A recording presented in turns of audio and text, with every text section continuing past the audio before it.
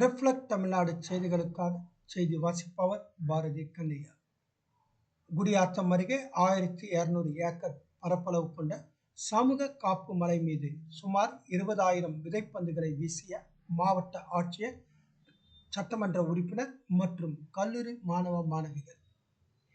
வேலூர் மாவட்டத்தை பசுமையாக்கும் திட்டத்தின் கீழ் சுமார் 10 மலைகளில் சுமார் 6 லட்சத்திற்கும் மேலான விதைப்பந்துகளை வீசுவதற்கான திட்டமிடப்பட்டுள்ளது. இதனைத் தொடர்ந்து குடியாத்தம் அடுத்த உள்ளி கிராமத்தில் உள்ள சுமார் 1200 ஏக்கர் பரப்பளவு கொண்ட சமூக காப்பு காட்டில் 10 வகையான 20,000 விதைப்பந்துகளை வீசும் நிகழ்ச்சி நடைபெற்றது. இந்நிகழ்ச்சியை வேலூர் மாவட்ட ஆட்சியர் சுப்புலட்சுமி மற்றும் குடியாத்தம் சட்டமன்ற உறுப்பினர் அமலு விஜயன் மற்றும் ஒன்றிய தலைவர், வருவாய்த்துறையினர், அரசு கல்லூரி மாணவ மாணவிகள், சமூக ஆர்வலர்கள் என ஏராளமானோர் கலந்து கொண்டனர்.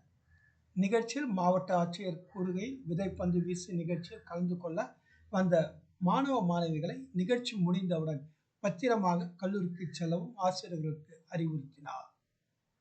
வேலூர் ஒருங்கிணைந்த மாவட்டத்திலிருந்து எமது செய்தியாளர் RJ சுரேஷ்.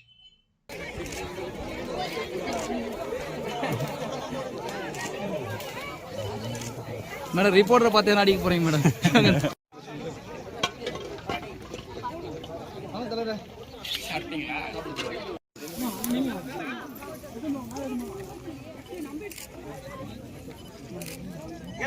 சீக்கிரமா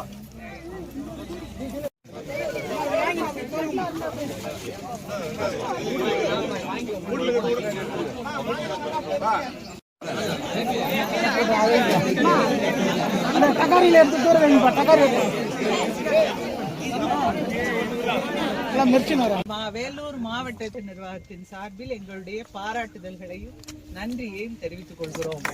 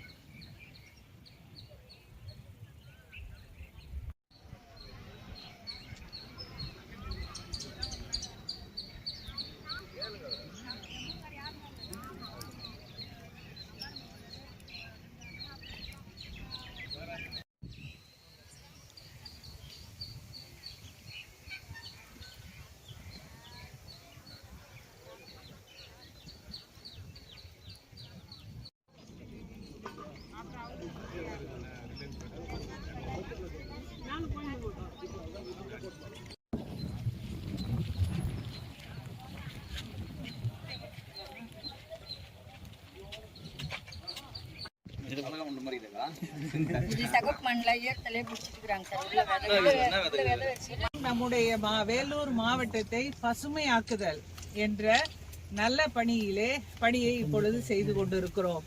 மாவட்டம் முழுக்க இருந்து சேகரிக்கப்பட்ட நாட்டு மரங்களின் விதைகள் 6,50,000 விதைகளை இந்த விதை பந்துகளாக இங்கே தயார் செய்து நம்முடைய மாவட்டத்தின் 10 மலைகளில் பல்வேறு பகுதிகளில் உள்ள 10 மலைகளில் இன்று ஒவ்வொரு மலையிலும் 25,000 30 விதை பந்துகளை தூவி கொண்டிருக்கிறோம்.